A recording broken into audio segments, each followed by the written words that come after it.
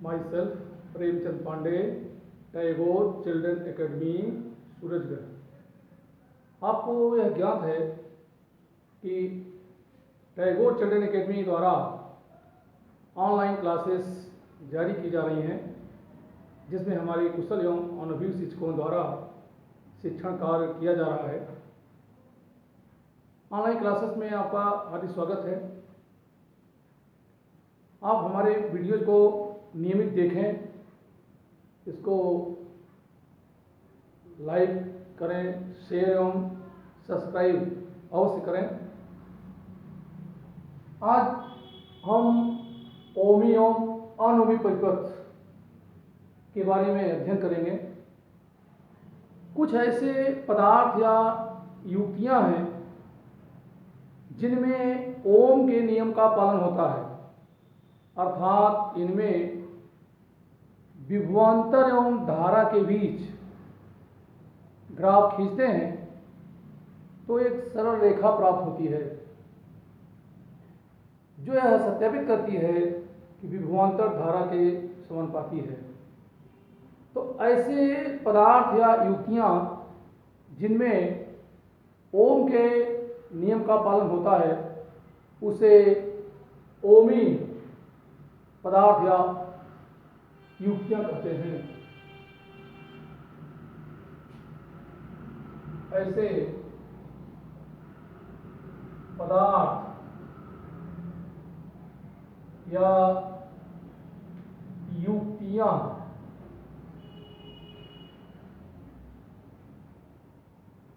जिनमें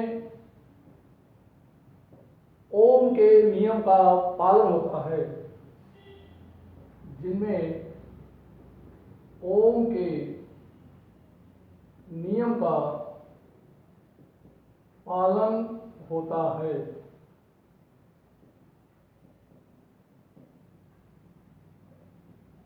अर्थात इनमें विभवांतर और धारा के बीच आरेख एक सरल रेखा प्राप्त होती है, अर्थात इनमें विभवांतर एवं धारा के बीच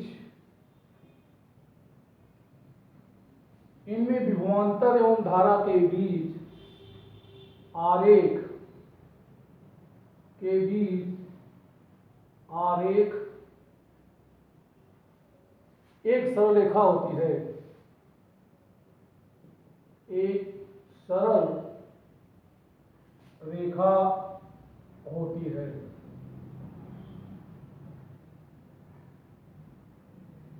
ऐसे पदार्थ या युक्तियां अनओमी पदार्थ या युक्तियां कहलाती हैं। इन्हें ओमी या इन्हें ओमी पदार्थ या युक्तियां कहते हैं।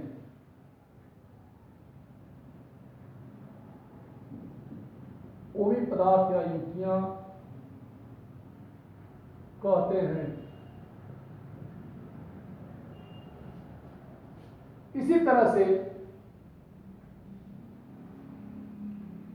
कुछ ऐसे पदार्थ या युक्तियां हैं जिनमें ओम के नियम का पालन नहीं होता, अर्थात इनमें विभवांतर एवं धारा के बीच आरेख एक सरल रेखा प्राप्त नहीं होती है। ऐसे पदार्थ एवं युक्तियों को अनओमी पदार्थ या युक्तियां कहते हैं। इस तरह से अनओमी पदार्थ या युक्तियों को निम्न प्रकार से परिभाषित करते हैं।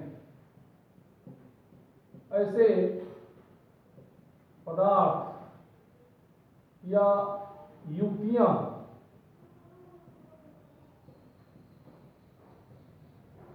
जिनमें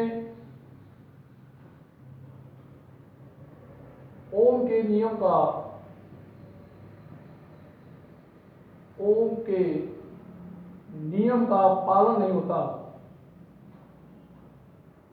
नियम का पालन नहीं होता है।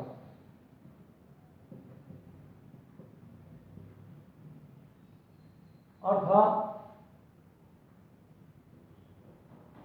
इनमें विभवांतर एवं धारा के बीच आरेख,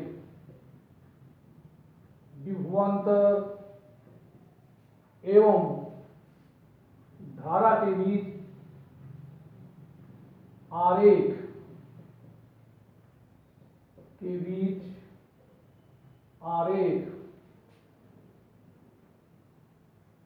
सरल रेखी नहीं होता,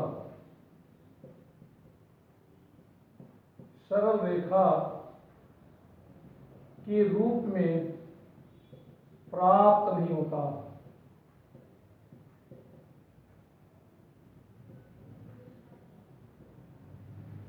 इन्हें अनोमिक,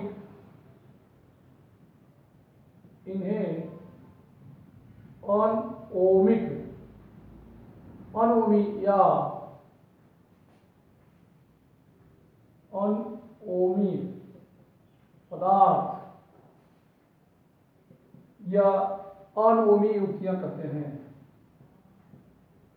अनओमी युक्तियां कहते हैं।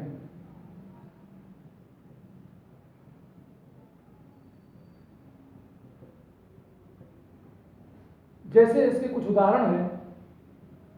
डायोड एवं ट्रांजिस्टर के केस में, निर्वात नलिकाओं में, विद्युत अपघट्यों में, इनमें ओम का नियम पालन नहीं होता। अर्थात इन केसों में विभवांतर एवं धारा के बीच आरेख खींचते हैं तो यह आरेख सरल रेखी न होकर के वक्री रूप में प्राप्त होता है। जैसे निर्वात नलिकाएं,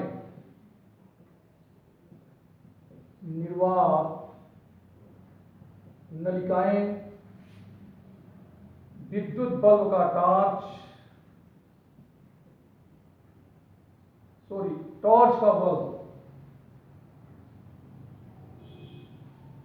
टॉर्च का बल्ब, डायोड एवं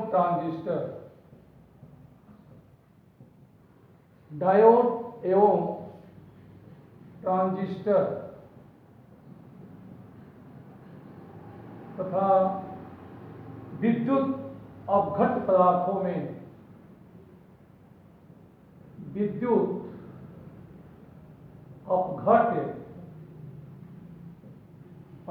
में,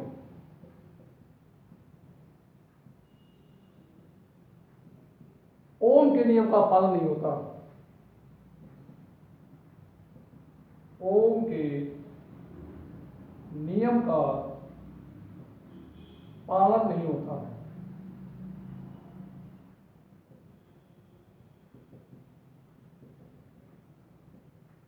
तो इस तरह देखते हैं कि जिन पदार्थों और युक्तियों में ओम के नियम का पालन होता है वे ओमी युक्तियां कहलाती हैं, और जिन पदार्थों एवं युक्तियों में ओम का नियम का पालन नहीं होता वे अनओमी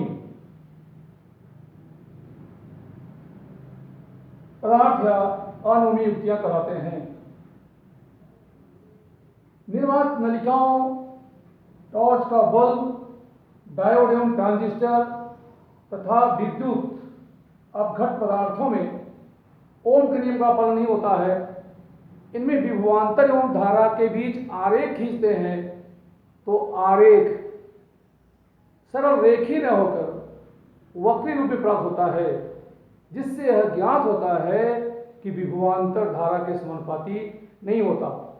कभी तो विभवांतर को बढ़ाने से धारा धीमी गति से बढ़ती है, कभी विभवांतर में कम वृद्धि करने से भी धारा तेजी से बढ़ जाती है।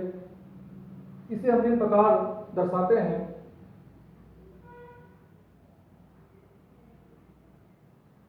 यहाँ टॉर्च के बल्ब के लिए लेते हैं, विभवांतर को एक्स एक्सिस पे, इलेक्ट्रिक करंट को वाई एक्सिस पे, इलेक्ट्रिक पोटेंशियल को एक्स एक्सिस पे लेकर के इसमें ग्राफ खींचते हैं। तो ग्राफ इस प्रकार से प्राप्त होता है। तो यहां यह देखते हैं कि प्रारंभ में विभवांतर में अल्प वृद्धि करते हैं, विभवांतर का मान थोड़ा भी बढ़ाते हैं तो धारा का मान अधिक बढ़ता है, लेकिन बाद में विभवांतर में वृद्धि होने पर भी धारा में अल्प वृद्धि होती है, जिससे विभवांतर धारा के समानुपाती नहीं होता और इनमें आरेख खींचने से सरल रेखा नहीं प्राप्त होती है, बल्कि यह रेखा वक्री रहती है। इसी प्रकार डायोड एवं ट्रांजिस्टर के केस में भी देखा जाता है। यदि डायोड के लिए विभवांतर को एक्स एक्सिस पे और इलेक्ट्रिक करंट विद्युत धारा को वाई एक्सिस पे लेकर ग्राफ खींचते हैं तो इसमें भी ग्राफ सरल रेखीय नहीं होता, इसमें भी ग्राफ इस तरह से प्राप्त होता है। इससे अज्ञात होता है कि प्रारंभ में विभवांतर में वृद्धि करने से धारा धीमी गति से बढ़ रही है, लेकिन बाद में विभवांतर वृद्धि करने से धारा चरघातांकी रूप में बढ़ती है। तो यहां भी विभवांतर एवं धारा में ग्राफ खींचने से एक सरल रेखा प्राप्त नहीं होती, यहां भी वक्री रूप में प्राप्त होती है। इसी प्रकार विद्युत अपघट्यों के लिए ग्राफ खींचते हैं। विद्युत अपघट के केस में भी देखते हैं कि जब इसमें विभवांतर को एक्स एक्सिस पे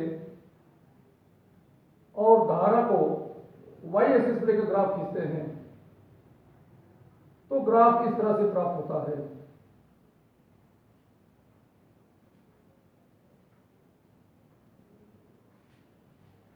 यह विद्युत अपघट के लिए है। विद्युत अपघट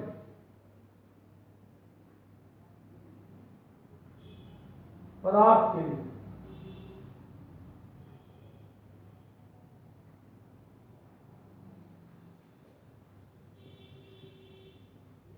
यह ग्राफ डायोड के लिए और यह टॉर्च के बल्ब के लिए,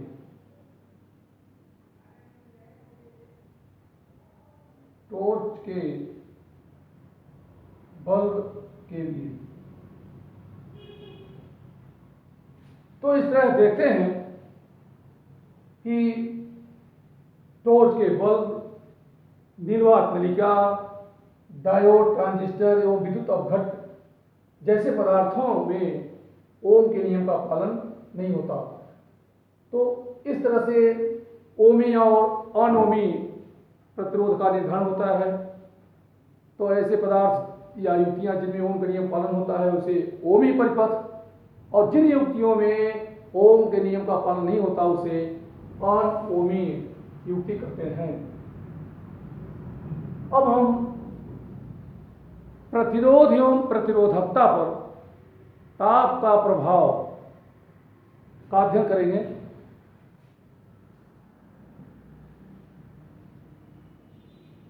ये देखा जाता है कि ताप में वृद्धि होने से प्रतिरोधकता का मान भी परिवर्तित होता है। तो यहां चालकों, कुचालकों और अर्धचालकों के लिए अलग अलग प्रतिरोधकता पर ताप का अध्ययन करते हैं। प्रतिरोध एवं प्रतिरोधकता पर, प्रतिरोध एवं प्रतिरोधकता पर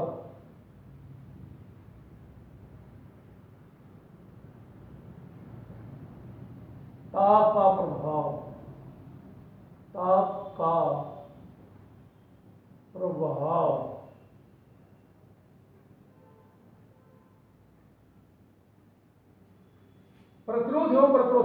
ताप का प्रभाव, effect of temperature, effect of temperature on resistance and resistivity, on resistance and resistivity.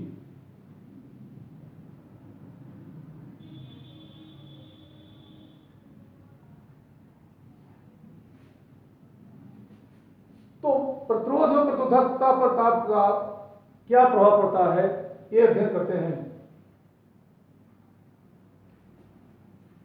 इसके पहले अध्ययन कर चुके हैं, ओम के नियम का सत्यापन किए थे, तो उसमें ज्ञात किए थे कि चालक की चालकता sigma is equal M E square two Y M के रूप में प्राप्त हुआ था।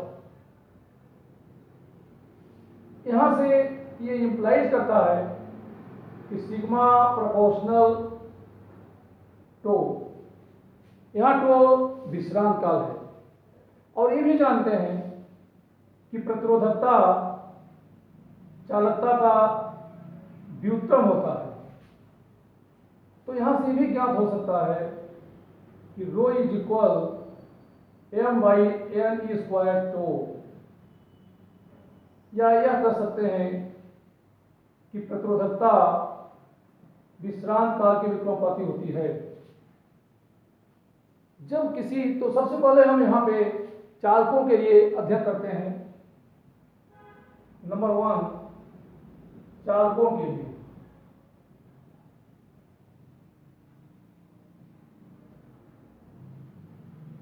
और कंडक्टर्स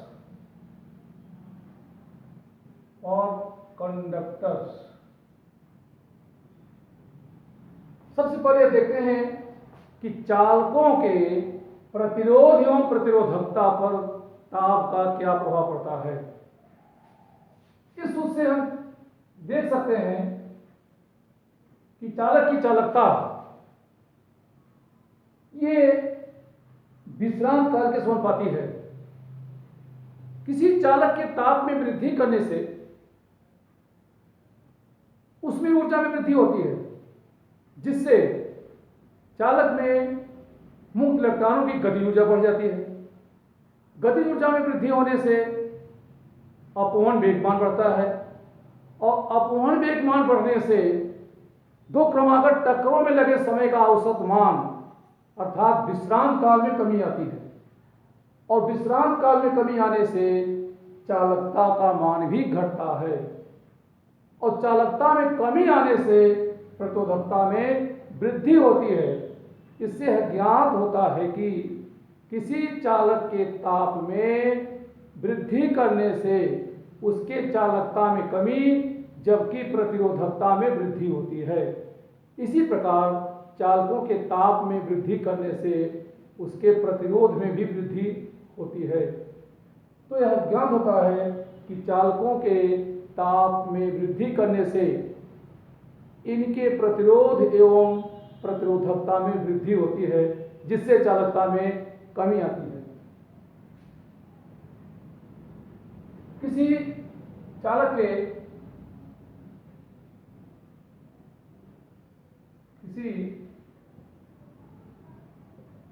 के ताप में वृद्धि करने से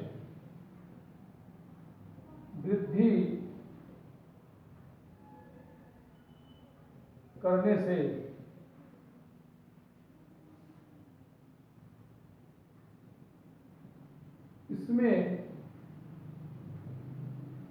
मुक्त इलेक्ट्रॉनों की गति ऊर्जा वृद्धि होती है।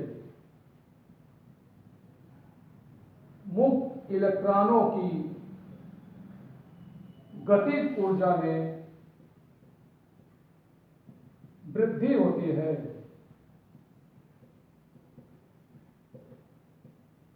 जिससे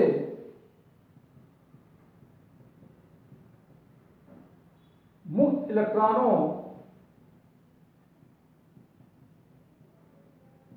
के अपवहन वेग में मुक्त इलेक्ट्रॉनों के अपवहन वेग में वृद्धि होती है।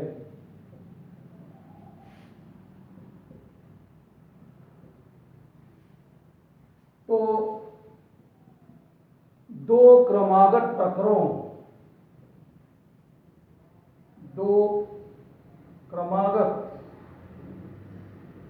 टक्करों में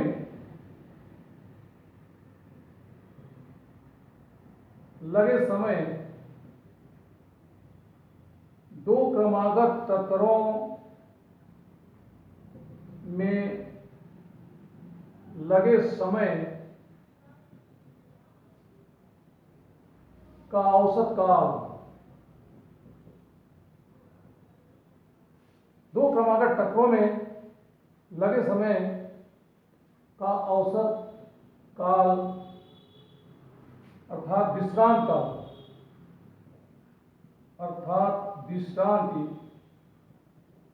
काल में कमी आती है। विश्रांत काल में कमी आती है एवं विश्रांत काल में कमी आती है। विश्रांत काल में कमी आने से चालकता में भी कमी आती है, क्योंकि चालकता विश्रांत काल के समानुपाती है। दो क्रमागत टक्करों में समय का औसत मान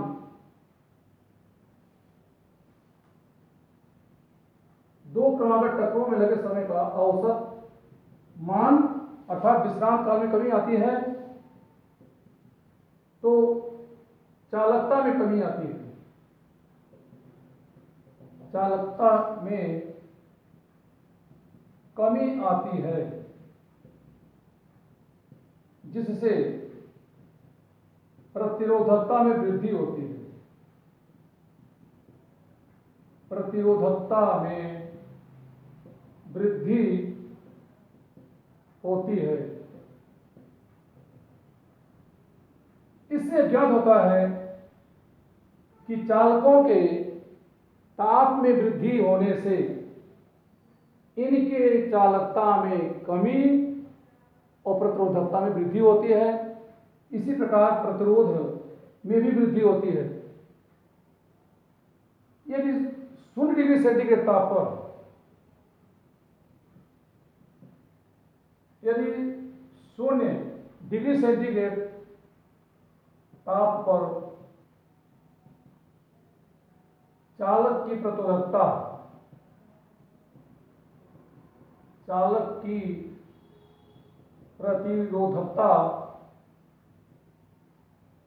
रो जीरो तथा T डिग्री सेंटीग्रेड ताप पर चालक की प्रतिरोधकता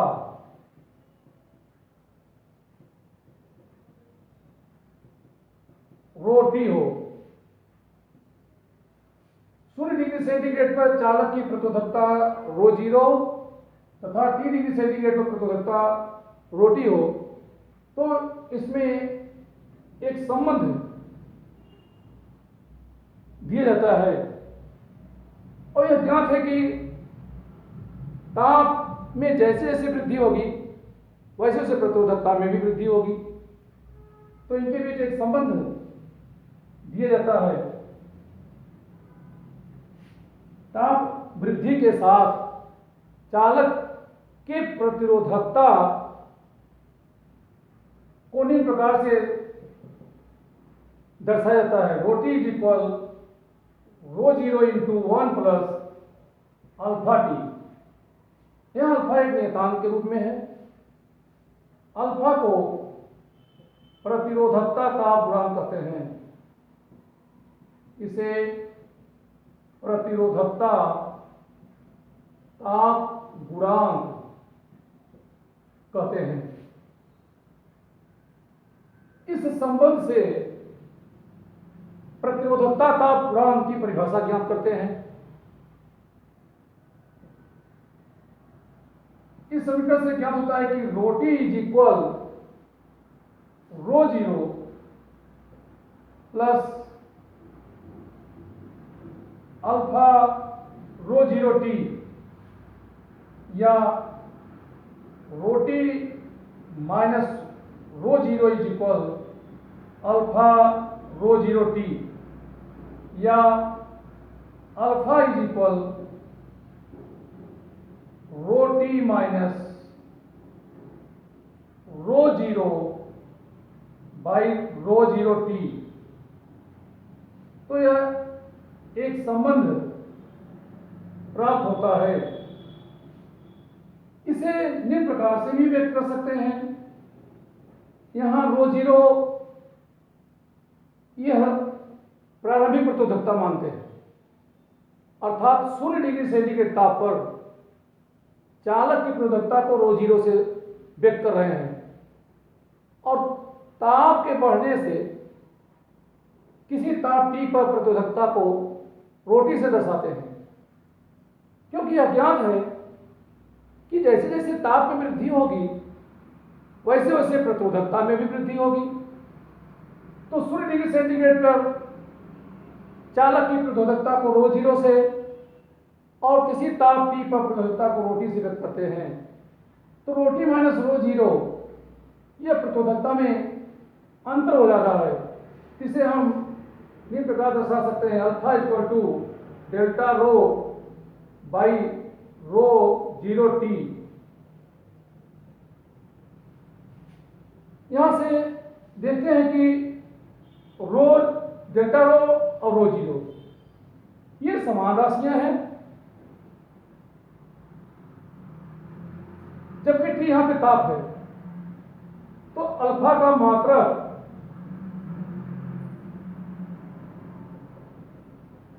प्रति डिग्री सेंटीग्रेड प्राप्त होता है। यदि यहां पर प्रारंभिक प्रतिरोधकता 1 ओम मीटर ले लें, यदि चालक की प्रारंभिक प्रतिरोधकता 1 ओम मीटर ले लें और इसके ताप में 1 डिग्री सेंटीग्रेड वृद्धि करें, तो alpha equal to delta rho होगा। तो यहां से प्रतिरोधकता ताप गुणांक को परिभाषित कर सकते हैं। एक ऐसे चालक को लें जिसकी प्रारंभिक प्रतिरोधकता 1 ओम मीटर हो और उस स्थिति में उसके ताप में 1 डिग्री सेंटीग्रेड वृद्धि करें, तो चालक के ताप में 1 डिग्री सेंटीग्रेड वृद्धि करने से उसके प्रतिरोधकता में जितनी वृद्धि होगी वही उस चालक का प्रतिरोधकता ताप गुणांक कहलाता है। अर्थात इकाई प्रतिरोधकता वाले किसी चालक के ताप में 1 डिग्री सेंटीग्रेड वृद्धि करने से उसके प्रतिरोधकता में हुई वृद्धि को प्रतिरोधकता ताप गुणांक कहते हैं, क्योंकि यह ज्ञात है कि ताप में वृद्धि होने से प्रतिरोधकता में वृद्धि होती है। तो इकाई प्रतिरोधकता के चालक के ताप में 1 डिग्री सेंटीग्रेड वृद्धि करने से उसके प्रतिरोधकता में हुई वृद्धि को ही प्रतिरोधकता ताप गुणांक कहते हैं। तो इस तरह से प्रतिरोधकता ताप गुणांक की परिभाषा ज्ञात होती है। इसे निम्न प्रकार से व्यक्त करते हैं। प्रतिरोधकता ताप गुणांक की परिभाषा।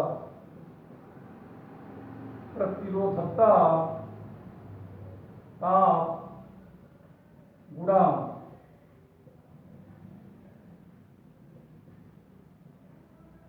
प्रतिरोधकता ताप गुणांक की परिभाषा इकाई प्रतिरोधकता वाले इकाई प्रतिरोधकता वाले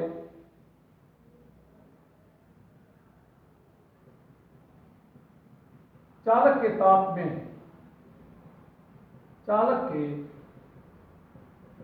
में 1 डिग्री सेंटीग्रेड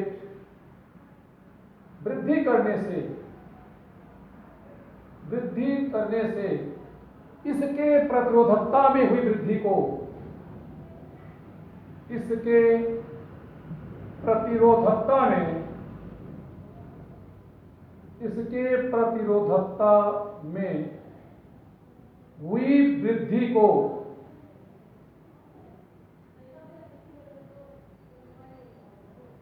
प्रतिरोधकता का गुणक कहते हैं।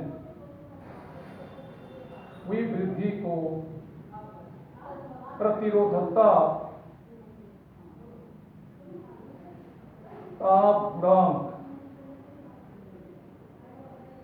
कहते हैं। इसे अल्फा से दर्शाते हैं,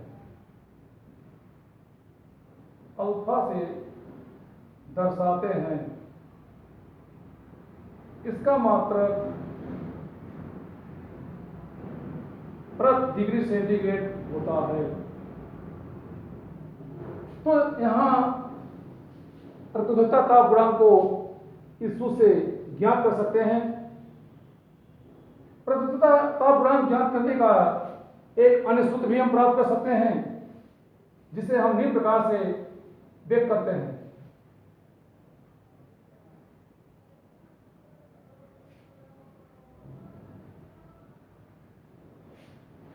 यदि चालक के लिए T1 डिग्री सेंटीग्रेड ताप पर प्रतिरोधकता को ρ1 से और T2 डिग्री सेंटीग्रेड ताप पर प्रतिरोधकता को ρ2 से व्यक्त करें,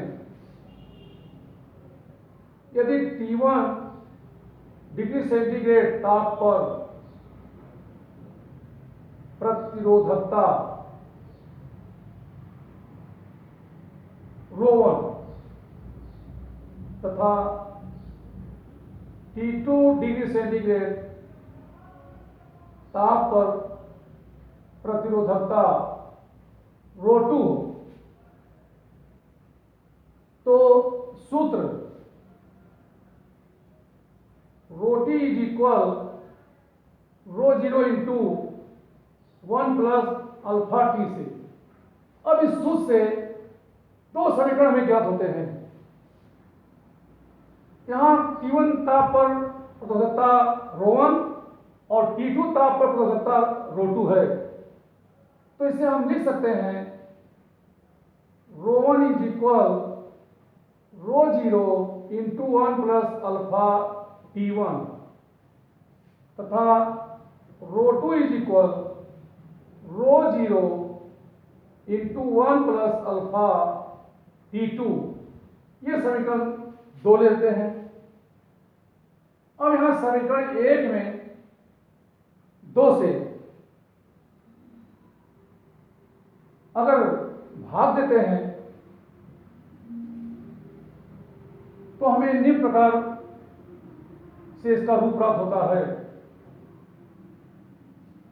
तो समीकरण 1 में 2 से भाग देने पर, अब यहां समीकरण 1 में 2 से अगर भाग दिया जाए तो ρ0 से कैंसिल हो जाएगा, तो ρ1 into 1 plus alpha T2 is equal ρ2 into 1 plus alpha T1, या ρ1 plus alpha ρ1 T2 is equal ρ2 plus alpha ρ2 T1, या यहां से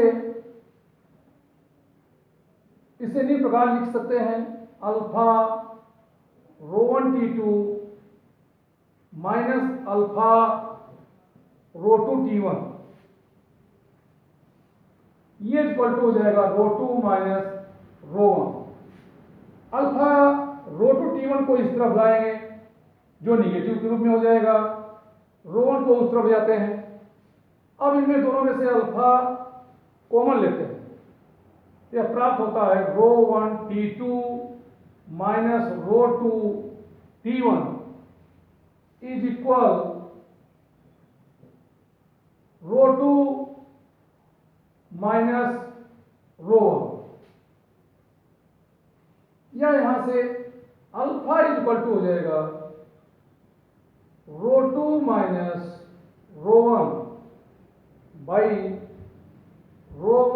T2 minus rho to T1, यह एक फार्मूला प्राप्त होता है।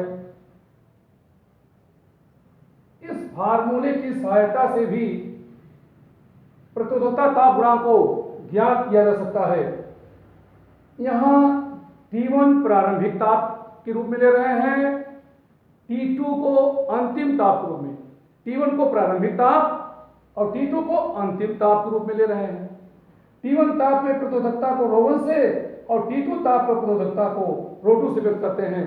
तो इससे ज्ञात हो रहा है कि यदि प्रारंभिक और अंतिम तापों पर प्रतिरोधकताओं के मान ज्ञात हों तो हम चालक के लिए प्रतिरोधकता ताप गुणांक इस सूत्र से ज्ञात कर सकते हैं। अब ये देखते हैं कि ताप में वृद्धि होने से प्रतिरोध और प्रतिरोधकता में वृद्धि होती है। इसी प्रकार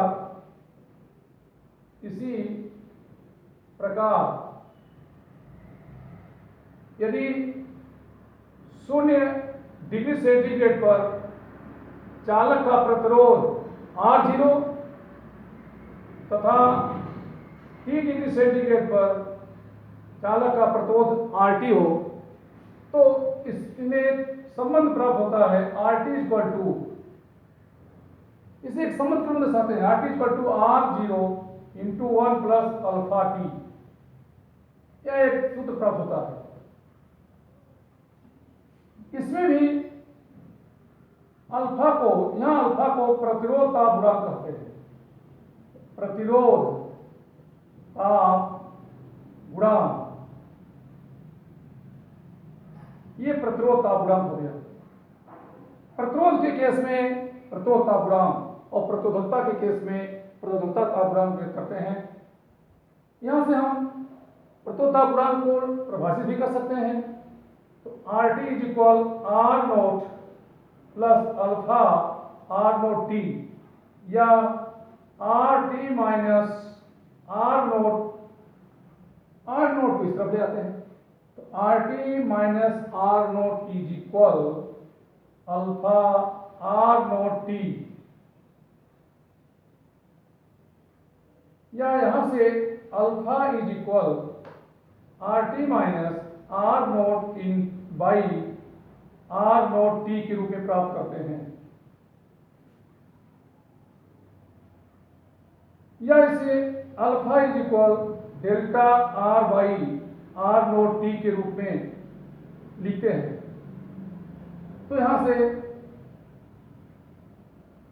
यदि R नोट का मान 1 ओम ले लें तथा इसके ताप में वृद्धि T 1 डिग्री सेंटीग्रेड, यानी चालक का जो प्रारंभिक प्रतिरोध है वो एकांक ले रहे हैं 1 ओम।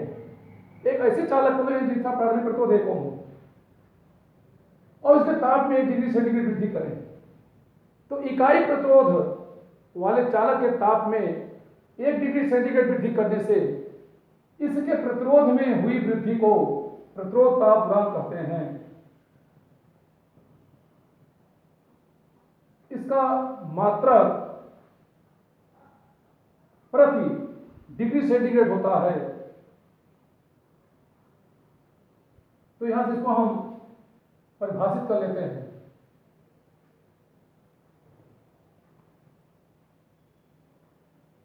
प्रतिरोध ताप गुणांक, प्रतिरोध ताप गुणांक,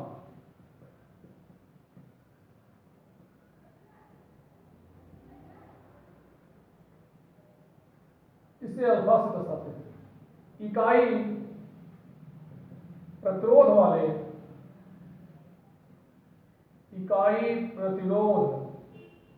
वाले चालक के ताप में 1 डिग्री सेंटीग्रेड वृद्धि करने से इकाई प्रतिरोध वाले चालक के ताप में 1 डिग्री सेंटीग्रेड वृद्धि करने से इसके प्रतिरोध में हुई वृद्धि को, इसके प्रतिरोध में हुई वृद्धि को इसके प्रतिरोध में हुई वृद्धि को प्रतिरोध ताप गुणांक कहते हैं। प्रतिरोध ताप गुणांक कहते हैं। इसे अल्फा दर्शाते हैं। इसे अल्फा से दर्शाते हैं तथा इसका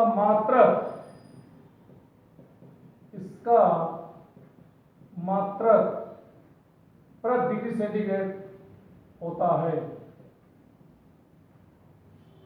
इसी प्रकार यदि शून्य T1 डिग्री सेंटीग्रेड पर यदि T1 डिग्री सेंटीग्रेड पर प्रतिरोध का मान R1 तथा T2 डिग्री सेंटीग्रेड पर प्रतिरोध का मान R2 हो तो इनमें एक संबंध प्राप्त होता है alpha is equal R2 minus R1 by R1 T2 minus R2 T1। इसमें ग्राफ खींचते हैं या ताप और प्रतिरोध प्रतिरोधकता के बीच ग्राफ खींचें तो ग्राफ इस प्रकार से प्राप्त होता है, जो यह दर्शाता है कि ताप में वृद्धि होने से